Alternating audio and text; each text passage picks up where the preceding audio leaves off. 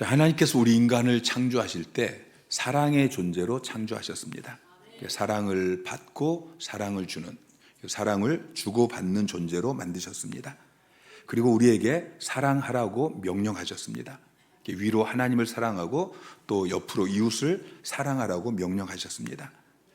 자, 신명기 10장 13절 말씀을 보면은 내가 오늘 내 행복을 위하여 내게 명하는 여호와의 명령과 규례라고 말씀하고 있습니다. 하나님께서 우리에게 주신 모든 명령과 규례를 압축하면은 하나님 사랑해라, 이웃 사랑해라. 근데 그것을 왜 우리에게 명령하셨느냐? 여러분의 행복을 위해서 명령하셨다고 말씀하고 있습니다. 여러분 명심하시기 바랍니다. 행복은 소유에서 오는 것이 아닙니다. 내가 원하는 그것을 소유할 때 내가 행복한 것이 아니고 사랑의 관계를 누릴 때 우리가 행복해질 수 있습니다. 여러분 서로 사랑하십시오. 가족을 사랑하세요. 셀 가족들을 사랑하세요. 성도들을 사랑하세요. 여러분 이웃을 사랑하세요. 여러분 VIP를 사랑하세요. 더 나아가서 여러분 원수 같은 사람, 그 사람까지 사랑하시기 바랍니다. 여러분 원수를 사랑하면 원수가 없어집니다.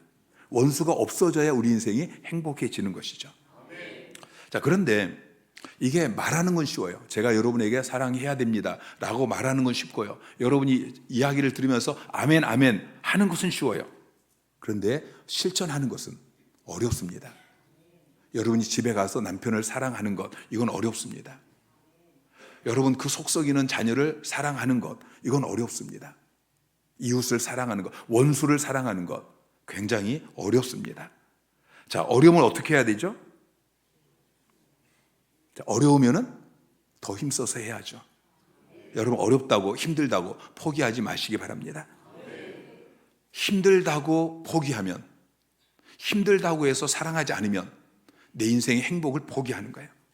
힘들면은 더 힘써 사랑하시기 바랍니다. 월트 휘트먼이라는 미국의 시인이고 수필가가 있습니다. 이분이 말년에 여러 가지 질병으로 불행한 나날을 보내고 있었습니다. 근데 어느 날 의사가 그에게 이렇게 이야기했어요. 제가 의사가 된 지 벌써 30년이 지났는데 제가 그동안 수많은 처방을 했지만 가장 좋은 처방은 사랑이라는 것을 알게 되었습니다. 그러자 휘트먼이 그 의사의 말에 크게 동감을 하게 됩니다. 그러면서 되물었어요. 그런데 그 사랑이라는 약이 잘 듣지 않으면 어떻게 해야 됩니까?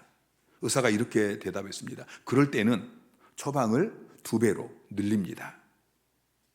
여러분 약이 잘 안 들으면 어떻게 해야 되죠? 복용량을 늘려야죠. 진통제가 하나를 먹어서 그게 약효가 안 들면은 하나를 더 먹어야 되는 거예요. 그런데 사랑을 해야 되는데 사랑이 잘 안 통하면은 사랑을 더 많이 하기보다는 처방전을 바꿔버립니다. 사랑하다가 힘들다고 미워하게 되죠. 여러분 사랑하기 힘들다고 해서 사랑을 포기하지 마십시오. 계속 사랑하십시오. 더 많이 사랑하십시오. 힘들수록 2배, 3배 사랑하는 여러분 되시기를 주님의 이름으로 축원합니다. 자, 오늘 하나님께서 우리에게 주시는 사랑에 대한 6번째 교훈은 사랑은 무례히 행동하지 않는다는 것입니다. 사랑은 무례히 행하지 않습니다. 여러분 사탄은 사랑이 없습니다. 그래서 사탄은 무례합니다. 여러분 귀신 들린 사람 보세요. 자기보다 한참 나이가 많은 그런 사람에게 막 반말합니다. 귀신에게 사로잡힌 무당이나 점쟁이나 이런 사람들을 보면은 말과 행동이 굉장히 무례한 것을 볼 수 있습니다.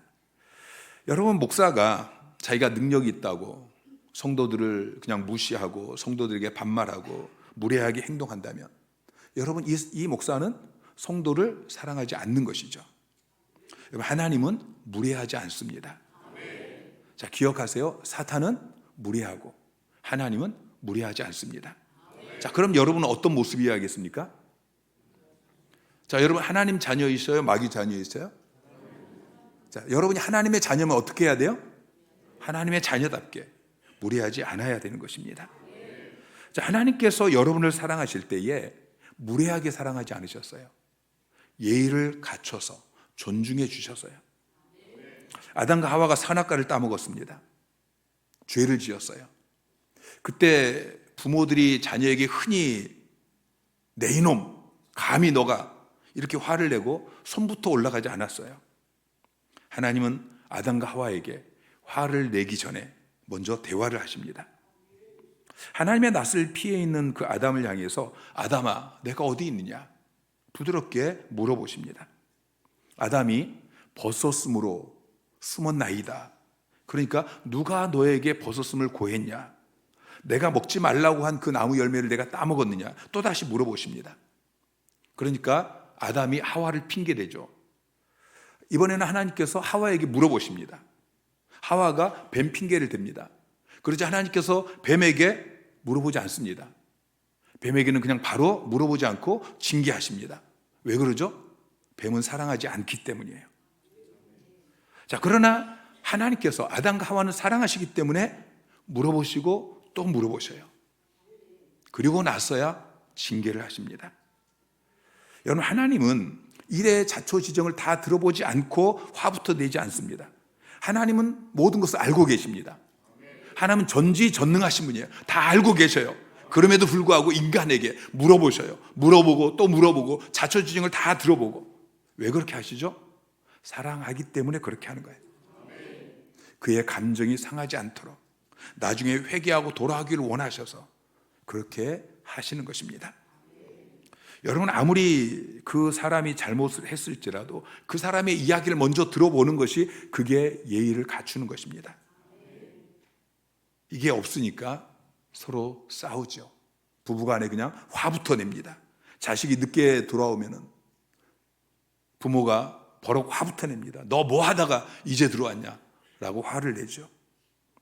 자, 이스라엘 백성들이 우상을 섬길 때에 하나님께서 내가 너를 사랑한다니까, 너 거기 있으면 망한다니까 하면서 이스라엘 백성들의 멱살을 잡고 끌고 오지 않으셨어요. 계속해서 나는 너를 사랑한다.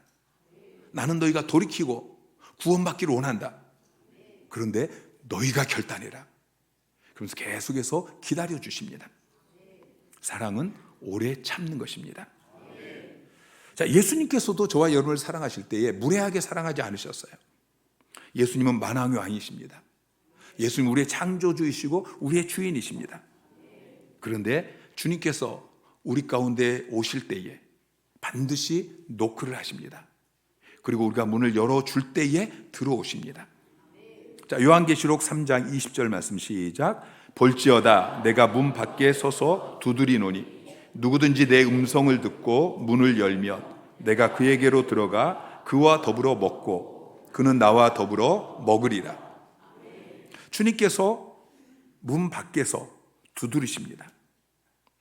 그 그림의 문을 보면 이 예수님께서 두드리는 이 문은 여러분의 마음의 문이에요. 이 문을 보면은 손잡이가 없어요.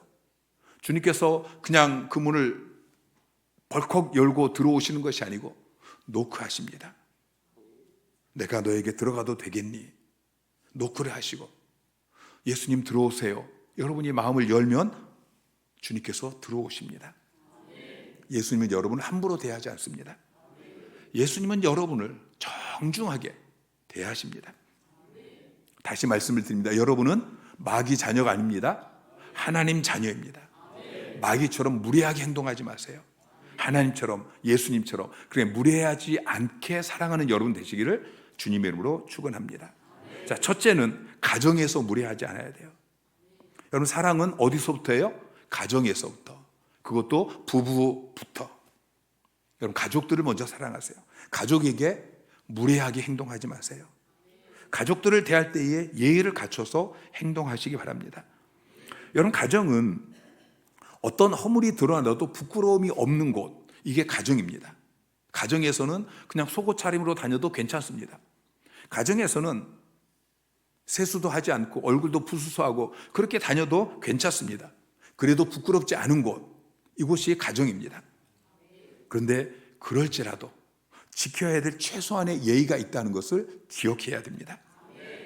여러분, 사랑하면 예의를 지켜야 됩니다. 그런데 사랑하지 않는 사람이, 처음 본 사람에겐 예의를 지키는데 사랑하는 사람, 사랑할수록 예의를 잘 안 지키는 걸 볼 수 있어요. 가장 사랑해야 될 가족들에게 가장 예의를 잘 안 지킵니다. 여러분, 친할수록 예의를 지켜야 됩니다. 가까울수록 예의를 지켜야 됩니다. 사랑할수록 더 예의를 지켜야 되는 것입니다. 여러분, 부부간에 사랑하십니까? 부부간에 서로 예의 바른 사랑을 하십시오. 여러분, 질서상 윗사람에게 예의를 갖춰서 사랑하는 것, 이것을 존경이라고 이야기합니다. 질서상 아랫사람에게 예의를 갖춰서 사랑하는 것, 이걸 존중이라고 이야기합니다. 성경은 아내에게 질서상 위에 있는 남편을 존경하라 라고 말씀하셨고, 남편에게는 질서상 아래에 있는 그 아내를 존중하라 라고 말씀하십니다. 부부간에 서로 무례하게 사랑하지 말고 예의를 갖춰서 사랑하라 라고 말씀하시는 것이죠. 자, 에베소서 5장 33절 말씀 시작. 그러나 너희도 각각 자기 아내 사랑하기를 자신같이 하고 아내도 자기 남편을 아내는 남편을 존경하라. 베드로전서 3장 7절 시작. 남편들아 이와 같이 지식을 따라 너희 아내와 동거하고 그를 더 연약한 그릇이요 또 생명의 은혜를 이어받을 귀히 여기라. 자, 남편들은 아내를 귀히 여기라 라고 이야기하고 있는데, 이 귀히 여기라라는 부분을 세번역 성경이나 쉬운 성경은 존중하라 라고 번역하고 있어요. 아내는 남편을 존경하고 남편은 아내를 존중하고, 이게 예의 바른 사랑을 하는 것입니다. 부모가 자녀를 사랑할 때도 예의 바른 사랑을 해야 돼요. 자녀가 부모를 공경하지 않고 부모에게 함부로 대할 때 참 무례하다라고 이야기하죠. 그런데 자녀의 무례함 못지않게 문제가 되는 것이 부모의 무례함이에요. 에베소서 6장 4절 말씀 시작. 아비들아 너희 자녀를 노엽게 하지 말고 또 주의 교훈과 훈계로 양육하라. 자, 자녀에 대해서 노엽게 하지 말라라고 말씀하십니다. 자녀들이 부모의 말을 잘 안 듣습니다. 부모가 어떤 이야기를 하면은 그 말이 옳다는 건 압니다. 그 말이 좋은 말이라는 것은 압니다. 근데 잘 안 듣습니다. 그 이유가 무엇인지 아십니까? 보편적으로 부모들에게는 은사가 있어요. 자녀에게 옳은 말을 하고 좋은 말을 하는데 아주 기분 나쁘게 말하는 그런 은사가 있어요. 그래서 자녀들이 이 말이 옳은 말인 줄 아는데 그 말을 듣고 기분 나빠서 안 듣는 것입니다. 여러분, 부모가 자녀에게 말을 할 때 또 행동할 때 무례하지 않게 행동해야 되는 것이죠. 많은 부모님들이 자녀들의 인격을 무시합니다. 자녀가 내 소유라고 생각하기 때문에 그 인격을 무시하는 것이죠. 내가 너를 낳았고 내가 온갖 정성을 들여서 희생해서 너를 여기까지 양육했고 엄마 아빠 없이 너가 어떻게 자라났겠냐. 그러니까 잔말 말고 들어라 라고 그렇게 강요합니다. 그런데 문제는 그런 사랑을 자녀들은 부당하다고 느낀다는 것이죠. 한 통계를 보니까 자녀를 사랑하냐라는 질문에 부모가 99%가 예라고 대답을 했어요. 그런데 그 부모의 자녀에게 너희 부모가 너를 사랑한다고 생각하느냐? 라고 물었더니 33%만 예라고 대답을 했어요. 여러분, 이 66%의 차이의 원인이 무엇입니까? 부모가 자녀를 사랑하지 않은 게 아니에요. 무례하게 사랑했다는 것이죠. 여러분, 부모가 자녀에게 무례하게 행동하지 마시기 바랍니다. 또 자녀들도 부모에게 무례하게 행동하면 안 돼요. 예의를 지켜야 돼요. 자, 에베소서 6장 2절 말씀 시작. 공경하라. 이것은 약속이 있는 첫 계명이니. 자, 부모님을 공경하라고 이야기해요. 그런데 자녀들이 부모를 공경하는 것이 아니고 공격해요. 막 함부로 대해요.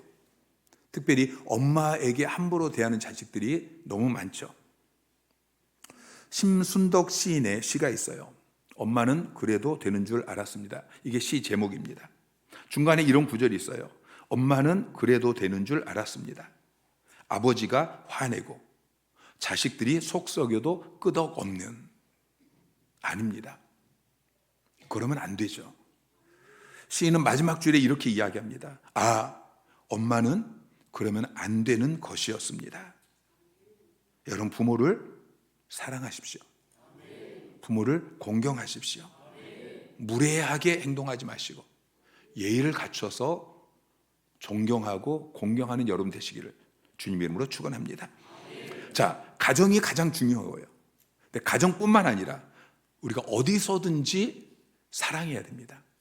무례하지 않는 사랑을 해야 됩니다. 윗사람은 존경하고 아랫사람은 존중해 줘야 됩니다. 우리 젊은 분들은 웃 어르신들을 공경하시기 바랍니다. 학교 선생님을 존경하시고요. 직장의 상사를 존경하시고 교회 교사, 셀리더를 존경하시고 목사님을 존경하시고 여러분 그분들에게 무례하게 행동하지 마시고 예의를 갖춰서 행동하시기를 부탁을 드립니다. 우리나라가 원래는 동방 예의지국이잖아요. 근데 요즘 젊은이들은 너무 예의가 없어요. 집에서나 학교에서나 일터에서나 어디서나 그래. 교회에서도 마찬가지예요. 자, 레위기 19장 32절 말씀 시작. 너는 센 머리 앞에서 일어서고 노인의 얼굴을 공경하며 내 하나님을 경외하라. 나는 여호와이니라. 자, 하나님을 경외하라는 말 이전에 먼저 센 머리가 하얀 나이 드신 분을 너희가 공경해야 된다. 노인의 얼굴을 공경해야 된다 라고 이야기하고 있습니다. 어른을 존경하시기 바랍니다. 윗사람은 아랫사람을 존중해 줘야 돼요. 우리 주변에 보면 존경받는 어른들이 있어요. 제 스승이신 이철호 목사님 같은 분을 보면은 이런 분들은 아랫사람에게 항상 이 깍듯하게 예의를 갖춰서 대해 주십니다.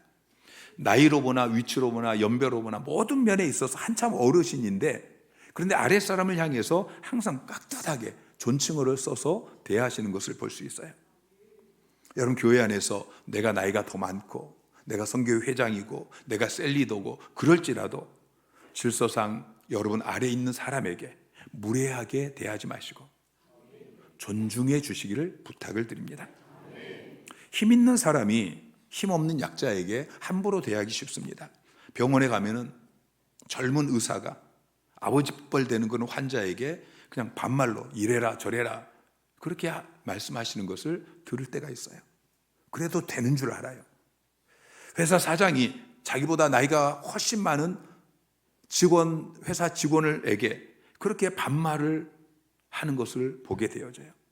목사가 자기보다 훨씬 나이가 많은 성도에게 반말을 하는 그런 모습을 보게 되죠.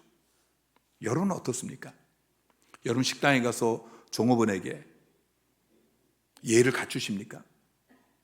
여러분 아파트 경비에게 또 청소부에게 여러분 함부로 대하십니까? 아니면 예의를 갖춰서 대하십니까? 여러분 지나가는 거지 여러분 무시하고 무례하게 행동하십니까? 아니면 예의를 갖춰서 행동하십니까? 여러분 힘있는 사람 앞에서는 비굴하고 힘없는 사람 앞에서는 무례한 사람이 되지 마십시오. 힘없는 약자에게 더 예의를 갖춰서 사랑하는 이 참 사랑의 사람이 되시기를 주님의 이름으로 축원합니다. 우리가 나에게 무례하게 행동하는 사람, 이 사람에게 똑같이 너도 나에게 무례하게 행동하니까 나도 똑같이 무례하게 행동한다. 그러기 쉽습니다. 그런데 주님은 우리에게 원수까지도 사랑하라고 말씀하십니다. 여러분 우리는 똑같이 무례하게 행동하지 않아야 됩니다. 어떤 분이 정말 자기에게 무례하게 행동하는 사람 때문에 너무 속이 상해가지고 하나님께 기도합니다. 하나님, 저렇게 무례하게 대하는 사람에게 제가 어떻게 대해야 됩니까? 그러자 하나님께서 그 사람에게 너보다 더 무례한 놈이 또 있더냐? 이렇게 이야기해서 그냥 찍소리하지 못하고 꼬리를 내렸다고 합니다. 여러분 나 같은 무례한 자를 하나님께서 사랑하셨습니다. 무례하지 않게 나 같은 무례한 사람을 하나님은 예의를 갖춰서 사랑하셨습니다. 베드로전서 2장 23절 24절 시작. 욕을 당하시되 맞대어 욕하지 아니하시고 고난을 당하시되 위협하지 아니하시고 오직 공의로 심판하시는 이에게 부탁하시며 친히 나무에 달려 그 몸으로 우리 죄를 담당하셨으니. 자, 예수님께서 십자가에 못 박히실 때 사람들이 얼마나 무례하게 대했습니까? 옷을 다 벌거 벗기셨습니다. 그리고 침을 뱉으시고 그리고 조롱했습니다. 그리고 십자가에 못 박았습니다. 근데 주님께서 그들에게 똑같이 갚아주지 않았습니다. 여러분 하나님의 자녀입니다. 여러분 하나님처럼, 예수님처럼 여러분도 무례하지 않은 참 사랑의 사람이 되시기를 주님 이름으로 축원합니다. 자, 사랑에 대한 7번째 교훈은 자기 유익을 구하지 않는다는 것입니다. 사랑은 자기가 아니라 상대방의 유익을 구하는 것입니다. 나폴레옹이 조세핀이라는 과부를 사랑하게 되어집니다. 그 여인에게 내 아내가 되기 위해서 프랑스로 건너와라. 아주 쉽게 생각했습니다. 자기는 황제고 이 여인은 과부고 아이가 둘이 있고 오라면 오겠지. 그런데 곧장 오지 않고 나폴레옹의 가슴을 애태웁니다. 나폴레옹이 화가 나서 조세핀에게 너가 결혼하지 않으면 내가 오스트리아를 공격하겠다. 그렇게 협박을 합니다. 결국 조세핀이 프랑스로 건너와서 나폴레옹의 아내가 되었습니다. 여러분 사랑은 자기 유익을 위해서 나폴레옹처럼 강요하는 것이 아닙니다. 더군다나 총과 칼, 폭력으로 정복하는 것이 아닙니다. 약탈하는 것이 아닙니다. 사랑은 자기 몫을 포기하는 것입니다. 신문에 데이트 폭력에 대한 기사가 뜰 때가 있습니다. 우리 청년들은 착각하지 않아야 됩니다. 여러분 그건 사랑이 아닙니다. 그건 욕망입니다. 그 남자에게 이 여자는 사랑의 대상이 아닙니다. 그냥 내 욕망의 충족 대상인 것이죠. 여러분 사랑은 상사병을 유발하지 않습니다. 여러분 상사병은 사랑의 열병이 아닙니다. 상사병은 욕망의 열병입니다. 사랑은 자기 유익을 추구하지 않는 비움입니다. 나폴레옹과 달리 영국의 국왕이었던 에드워드 9세는 심푸슨이라는 이 미국 여인을 사랑해서 왕관을 내려놓습니다. 평민으로 돌아가서 그와 결혼합니다. 여러분 사랑은 자기의 유익을 버리는 것입니다.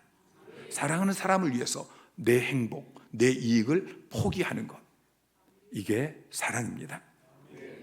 여러분 아낌없이 주는 나무라는 짧은 동화 잘 아시죠? 한 나무가 소년을 사랑합니다. 그래서 자기 모든 것을 내어주는 이 희생적인 사랑의 모습을 이야기하고 있습니다. 나무는 어린 시절에 그 소년의 그늘이 되어줍니다. 놀이터가 되어줍니다. 소년이 성장하고 돈이 필요하다고 하니까 자기 열매를 장사할 미천으로 줘버립니다. 소년이 나이가 들어서 이제 집이 필요하다고 하니까 자기 가지를 잘라서 집을 지을 수 있도록 내어줍니다. 멀리 여행하기 위해서 배가 필요하다고 하니까 이 나무 몸통을 잘라서 배를 만들게 합니다. 나이가 늙어 돌아온 이 소년이 쉴 곳이 없어 할 때 쉬기에는 나무 밑동만한 곳이 없지. 그리고 뭉툭하게 잘려버린 자기의 그 밑동을 의자로 제공합니다. 이 짧은 이야기를 우리가 읽으면서 마음이 따뜻해집니다. 내 이익을 구하지 않고 아낌없이 주는 이 나무 같은 사람들이 우리 주위에 참 많았으면 얼마나 좋겠습니까? 그렇지 않습니까? 그런데 내가 그 나무 같은 사람이 되기를 원하는 사람을 찾기는 어렵습니다. 여러분 세상 사람들은 그런 사랑을 할 수 없습니다. 우리 예수 믿는 사람들만이 그런 사랑을 할 수 있는 것입니다. 하나님께서 여러분에게 아낌없는 사랑을 베푸셨습니다. 독생자까지 내어주셨습니다. 그리고 여러분에게 말씀하십니다. 요한일서 4장 10절부터 보니까 사랑은 여기 있으니 우리가 하나님을 사랑한 것이 아니요 하나님이 우리를 사랑하사 우리 죄를 속하기 위하여 화목제로 그 아들을 보내셨습니다. 사랑하는 자들아 하나님이 이같이 우리를 사랑하셨으니 우리도 서로 사랑하는 것이 마땅하도다. 하나님이 우리를 사랑하셨어요. 하나님께서 저와 여러분의 죄를 속하기 위해서 자기 독생자를 내어주시기까지 그렇게 우리를 사랑하셨어요. 그러면서 너희도 서로 사랑하는 것이 마땅하다. 마땅하다라고 번역된 오페 일로멘이라는 이 헬라어 단어의 의미는 빚진 자의 자세다. 그런 의미를 가지고 있습니다. 우리가 서로 사랑하는 것은 빚진 자의 마땅한 자세인 것입니다. 하나님께서 여러분을 사랑하시되 자기 유익을 구하지 아니하시고 오히려 피조물인 우리 인간을 구원하기 위해서 자기 하나밖에 없는 독생자를 아낌없이 내어주셨습니다. 예수님께서도 여러분을 사랑하셔서 자기 모든 것을 내어주셨습니다. 하늘 보좌를 버리고 이 땅에 오셨습니다. 머리 둘 곳도 없이 이 땅에 사셨습니다. 그리고 마지막에 십자가에서 실오라기 하나도 없이 그렇게 다 내려놓으시고 저와 여러분을 위해서 생명을 주셨습니다. 그리고 너는 사랑의 빚을 졌다. 이제 그 사랑의 빚을 갚아라. 그런데 우리가 어떻게 하나님께 이걸 갚을 수가 있겠습니까? 어떻게 우리가 주님께 갚을 수가 있겠습니까? 그래서 여러분 옆에 남편을, 아내를, 자녀를, 그리고 여러분 친구들을, 이웃을, 여러분 VIP를, 여러분 성도들을 옆에 붙여놓고 이 사람에게 빚을 갚아라. 너희가 이 사람을 사랑하는 것은 빚진 자의 마땅한 태도다. 그렇게 말씀하십니다. 고린도전서 10장 33절 말씀. 자, 시작. 나와 같이 모든 일에 모든 사람을 기쁘게 하여 많은 사람의 유익을 구하며 그들로 구원을 받게 하라. 자, 바울이 나와 같이, 이 말은 나를 본받으라는 이야기예요. 바울은 자신이 먼저 자기 유익이 아니고 남의 유익을 구하는 삶을 살았어요. 그리고 나와 같이 이제 너희도 자신의 유익을 구하지 아니하고 많은 사람의 유익을 구해라 라고 이야기하고 있죠. 초대교회 성도들은 서로 사랑했습니다. 자기 소유를 팔아서 가난한 자들에게 나눠줬습니다. 자기 유익을 구한 것이 아니고 남의 유익을 구한 것입니다. 참 사랑은 자기 유익을 구하지 않습니다. 자기 이익의 노예가 되는 것이 아니고 자기 이익을 포기할 수 있는 것입니다. 하나님께서 우리에게 권리라는 아주 소중한 선물을 주셨습니다. 내 권리, 이것은 아무도 빼앗을 수 없는 내 것입니다. 그런데 사랑하면은 이 권리를 주장하지 않습니다. 자기 이익을 주장하지 않습니다. 그것을 내려놓습니다. 이것이 연애하는 청춘 남녀의 모습입니다. 이것이 자녀를 양육하는 부모의 모습입니다. 이것이 이웃을 섬기는 참된 성도들의 모습인 것입니다. 그렇게 자기 유익을 구하지 않을 때에 하나님께서 그 사람을 책임지십니다. 창세기 13장에 보면은 아브라함과 그 조카 롯의 이야기가 나옵니다. 롯은 아버지가 일찍 죽었습니다. 그래서 삼촌 아브라함을 따라서 아브라함이 가나안 땅에 올 때에 같이 따라옵니다. 그 결과 아브라함이 하나님의 복을 받을 때에 조카 롯도 함께 복을 받습니다. 가축이 많아지고, 그리고 아브라함과 롯이 그 땅에서 함께 목축하기에는 그 땅이 비좁아질 정도로 그렇게 복을 받습니다. 그런데 아브라함의 목자하고 이 롯의 목자가 이 목축지 때문에 서로 다툼이 일어납니다. 그래서 아브라함이 이제 거처를 나누기로 결정을 하죠. 그때 아브라함이 롯에게 먼저 좋은 땅을 선택해라 라고 합니다. 자, 창세기 13장 9절 말씀 시작. 내 앞에 온 땅이 있지 아니하냐. 나를 떠나가라. 내가 좌하면 나는 우하고 내가 우하면 나는 좌하리라. 자, 그러자 롯이 물이 넉넉하고 아주 기름진 요단 평지를 선택해서 그곳으로 갑니다. 자, 아브라함의 입장에서 보면은 자기가 웃 어른입니다. 그리고 조카 롯이 자기를 따라와서 이만큼 복을 받았어요. 그러니까 자기가 먼저 더 좋은 땅을 선택할 수 있습니다. 근데 아브라함은 조카를 사랑해서 자기 유익을 구하지 않습니다. 그 뒤에도 보면은 포로로 끌려간 그 롯을 구하기 위해서 목숨을 걸고 쫓아가서 전쟁을 치르고 그 조카를 구해오는 것을 우리가 볼 수 있습니다. 그렇게 자기 유익을 구하지 않으니까 하나님께서 그를 축복하셔요. 창세기 13장 14절부터 시작. 롯이 아브라함을 떠난 후에 여호와께서 아브라함에게 이르시되 너는 눈을 들어 너 있는 곳에서 북쪽과 남쪽 그리고 동쪽과 서쪽을 바라보라. 보이는 땅을 내가 너와 내 자손에게 주리니 영원히 이르리라. 그가 땅에 티끌 같게 하리니 사람이 땅의 티끌을 능히 셀 수 있을진데 내 자손도 세리라. 아멘. 하나님께서 아브라함에게 나타나셔서 너는 눈을 들어서 동서남북을 바라보라. 동서남북 보이는 그 모든 땅을 내가 너와 내 자손에게 영원히 주겠다. 그리고 내 자손이 땅의 티끌같이 번성하게 내가 복을 내리겠다 말씀하십니다. 자기 이익을 구해도 욕먹지 않을 그런 상황인데 그럼에도 불구하고 자기 유익을 구하지 않고 남의 유익을 먼저 구하는 이 바보 같은 사랑의 사람을 하나님께서 책임져 주십니다. 하나님께서 오히려 더 큰 복을 부어주십니다. 이게 성도가 살아야 될 삶의 모습이라는 것을 기억하시기 바랍니다. 미우라 아야코라는 일본의 유명한 여류 작가가 있습니다. 그분이 유명해지기 전에는 남편의 수입만으로는 먹고 살기가 힘들었습니다. 그래서 돈도 좀 벌고 또 손님들에게 복음도 전하고 그런 마음으로 조그만 구멍가게를 열었습니다.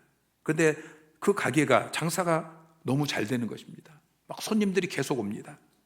어느 날 남편이 분주하게 일하는 그 아내를 보고서 안쓰럽게 여기면서 한마디 이야기를 합니다. 우리 가게가 이렇게 잘 되는 것도 좋지만 주위 가게들이 우리 때문에 안 되면 어떻게 되느냐. 그 이야기를 듣고서 미우라 아야코가 그때까지 한 번도 생각하지 못했던 것을 깨닫게 됩니다. 그리고 그때부터 자기 가게에 물건을 안 들여요. 그리고 손님이 물건을 찾으면 우리 가게는 없습니다 하면서 다른 가게를 안내합니다. 이것이 자기 유익을 구하지 않는 그리스도인들의 모습인 것이죠. 그런데 그렇게 되니까 시간에 여유가 생깁니다. 그래서 틈틈이 글을 쓰게 되죠. 그 글이 빙점이라는 소설입니다. 아사히 신문에서 주최한 1천만엔 현상 소설 공모전에서 최우수작으로 당선이 됩니다. 책으로 출간이 되어져서 베스트셀러가 되어집니다. 그래서 미우라 아야코가 일본을 대표하는 여류 소설가로 떠오르게 되어집니다. 사랑하는 성도 여러분, 여러분은 하나님 나라 백성입니다. 하나님 나라 백성은 세상 사람처럼 살아서는 안 됩니다. 여러분은 이 땅의 거류민이 아니고 저 천성을 향해서 잠깐 지나가는 나그네라는 것을 기억하시고 순례자라는 것을 기억하시고 이 땅의 사람처럼 살지 마시고 하나님 백성답게 사세요. 하나님 말씀대로 사세요. 사랑하며 사세요. 내 이익만 추구하며 살지 마시고 남이 잘 되는 것이 나의 참 기쁨인 그런 사람이 되시기를 주님의 이름으로 축원합니다. 설교를 시작하면서 여러분에게 말씀을 드린 것처럼 사랑하는 것이 쉽지 않습니다. 그러나 그럴수록 더 사랑에게 힘쓰는 여러분 되시기를 주님의 이름으로 부탁을 드립니다. 그래서 여러분이 속한 모든 공동체, 여러분 가정 공동체, 여러분 일터 공동체, 그리고 우리 하나교회 공동체, 이 모든 공동체가 사랑이 넘치는 하나님이 우리에게 명령하신 참 사람으로 가득한 공동체가 되어지기를 주님의 이름으로 축원합니다.